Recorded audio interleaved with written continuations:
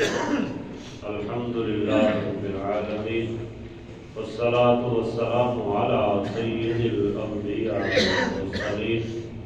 أما بعد فأعوذ بالله من الشيطان الرجيم بسم الله الرحمن الرحيم وقالوا كونوا هودا أو نصارى تهتدوا قل بل ملة إبراهيم حنيفا وما كان من المشركين صدق اللہ العظیم۔ احباب دی وقار، آج ہم نے سورہ بقرہ کی آیت نمبر 135 تلاوت کرنے کی سعادت حاصل کی ہے۔ اس آیت مقدسہ میں اللہ جل شانہ نے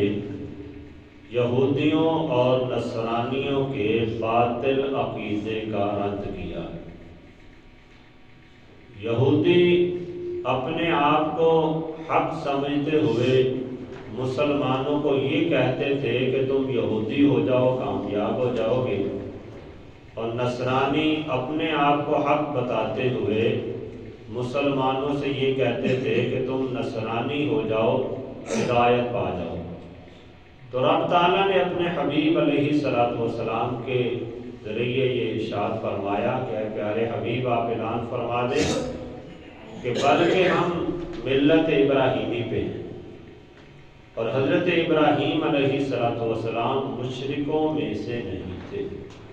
تو اس کا تذکرہ یہاں پہ اس آیت مقدسہ میں کیا ہے۔ یہ جو ابھی میں نے بات کی اس کا ثبوت ایک حدیث مبارکہ ہے جو تفسیر صراط الجنان میں بھی ہے، تفسیر نعیمی میں بھی ہے، اور دیگر تفسیرات میں اس آیت مقدسہ کے شان نزول کے حوالے سے مفسرین نے اسے بیان کیا ہے۔ حدیث مبارکہ حضرت سیدنا عبداللہ بن عباس رضی اللہ تعالی عنہ سے مروی ہے۔ آپ بیان فرماتے ہیں کہ یہ آیت مقدسہ مدینہ کے یہودی سرداروں اور نجران کے عیسائیوں کے جواب میں نازل ہوئی ہے۔ ہوا اس طرح سے تھا کہ یہودیوں نے مسلمانوں سے یہ کہا تھا کہ حضرت موسیٰ علیہ السلام تمام انبیاء سے افضل ہیں، اور ان کے اوپر نازل ہونے والی تورات وہ تمام کتابوں سے افضل ہے، اور کہنے لگے کہ یہ یہودیت ہی ایسا دین ہے جو تمام دینوں سے اعلیٰ ہے، اس لیے تم یہودیت کی اتباع میں آ جاؤ کامیاب ہو جاؤ۔ ایسے ہی جو نجران کے عیسائی تھے انہوں نے کہنا شروع کر دیا۔ انہوں نے کہا کہ انبیاء میں سے سب سے زیادہ فضیلت حضرت عیسیٰ علیہ السلام کو ہے، اور سب سے زیادہ فضیلت والی کتاب انجیل ہے، اس لیے کہا کہ تم نصرانی ہو جاؤ، عیسائی ہو جاؤ، ہدایت پا جاؤ۔ تو اللہ تعالیٰ نے ان دونوں گروہوں کے رد کے اندر اس آیت مقدسہ کو نازل کیا۔ ارشاد فرمایا وَقَالُوا كُونُوا هُودًا أَوْ نَصَارَىٰ تَهْتَدُوا، اور کہا ان لوگوں نے یعنی یہودیوں اور نصرانیوں نے كُونُوا هُودًا أَوْ نَصَارَىٰ کہ تم یہودی ہو جاؤ یا تم نصرانی ہو جاؤ، تہتدوا تم ہدایت پا جاؤ۔ تو یہ ان دونوں گروہوں نے اپنے آپ کو حق کہتے ہوئے مسلمانوں کو ورگلانے کی کوشش کی۔ تو رب تعالیٰ نے آگے ارشاد فرمایا قل بل ملت ابراہیم حنیفا، اے پیارے حبیب آپ اعلان فرما دیں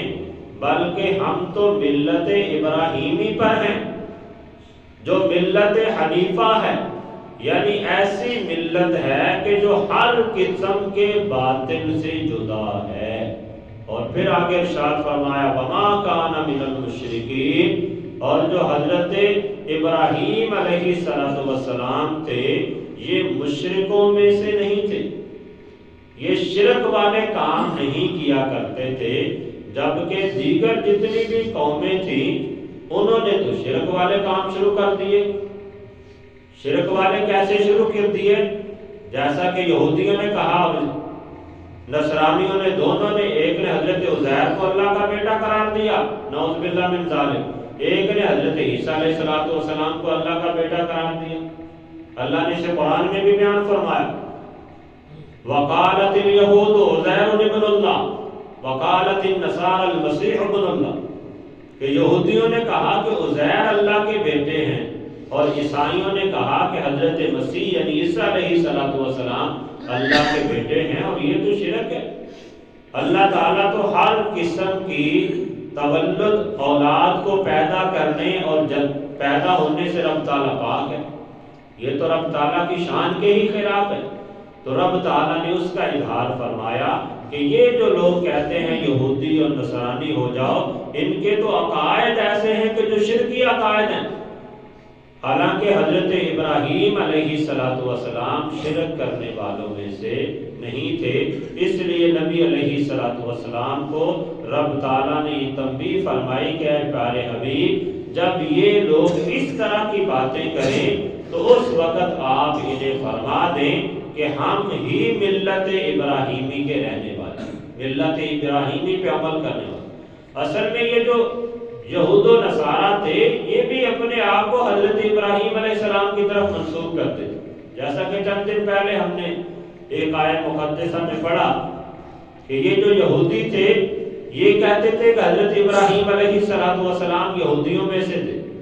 اور جو نصرانی تھے وہ کہتے تھے حضرت ابراہیم علیہ السلام نصرانیوں میں سے تھے۔ تو رب تعالیٰ نے اس کا رد کرتے ہوئے بیان فرمایا کہ یہ تو حضرت ابراہیم علیہ السلام تو اس وقت کے پیغمبر ہیں جب ابھی تورات اور انجیل نازل ہی نہیں ہوئی تھی، تو وہ کیسے یہودی اور نصرانی ہو گئے؟ رب تعالیٰ نے ان کا وہیں پہ رد فرما دیا۔ تو جو ملت ابراہیمی پہ چلنے والا ہے وہ اپنے آپ کو ابراہیمی ہونے کا دعویٰ کر سکتا ہے۔ اور پھر یہاں پہ مفسرین کرام نے ایک بات یہ بھی نقل کی کہ ان آیات میں حضرت ابراہیم علیہ السلام کی شان کا اظہار بھی ہے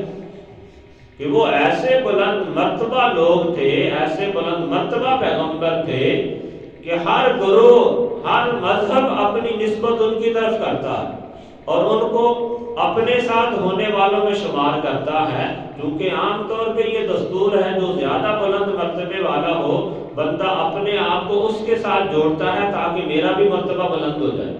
تو یہ یہودی بھی حضرت ابراہیم علیہ السلام کو اپنے ساتھ جوڑتے تھے، نصرانی بھی حضرت ابراہیم علیہ السلام کو اپنے ساتھ جوڑتے تھے۔ تو رب تعالیٰ نے ان دونوں کا رد فرما کے اپنے پیارے حبیب علیہ السلام سے فرمایا، اے پیارے حبیب آپ اعلان فرما دیں کہ ہم ملت ابراہیمی پہ عمل کرنے والے۔ اور ملت ابراہیمی کیا تھی کہ ہر اعتبار سے جو باطل قوتیں ہیں اور جو مشرک طاقتیں ہیں، شرک کرنے والے لوگ ہیں، ان کی مخالفت کرنی ہے، ان کا رد کرنا ہے۔ اور حضرت ابراہیم علیہ السلام نے بھی اپنی پوری زندگی مشرکوں کا رد کیا، بت پرستوں کا رد کیا، ان کی مخالفت کی اور باطل پرستوں کا رد کیا۔ ایسے ہی نبی علیہ السلام نے بھی اپنی ساری زندگی شرک کا رد کرتے رہے، باطل قوتوں کا نبی علیہ السلام رد کرتے رہے۔ تو اس لیے احباب دی وقار ہمیں بھی چاہیے کہ ہم اپنے نبی علیہ السلام کی سنت مطہرہ پہ عمل کرتے ہوئے جتنی بھی باطل طاقتیں ہیں ان کا ڈٹ کے مقابلہ کریں، ان کے ساتھ انسیت والا، دوستی والا پہلو اختیار نہ کریں، بلکہ جو باطل ہیں، مشرک ہیں، کافر ہیں، یہودی نصرانی ہیں، ہر اعتبار سے جہاں بھی وہ باطل پرست ہوں ان کی مخالفت کرنی یہ اسلام کا لازمی شعار ہے۔ اور جو یہود و نصارہ کے ساتھ دوستی والے چکر میں پڑا ہوتا ہے وہ قرآن و سنت کی اور نبی علیہ السلام کی تعلیمات کی مخالفت کرنے والا ہے۔ اللہ تعالیٰ کی بارگاہ میں دعا ہے کہ اللہ تعالیٰ ہم سب کو صحیح معنوں میں قرآن و سنت کو سمجھنے کی توفیق دے۔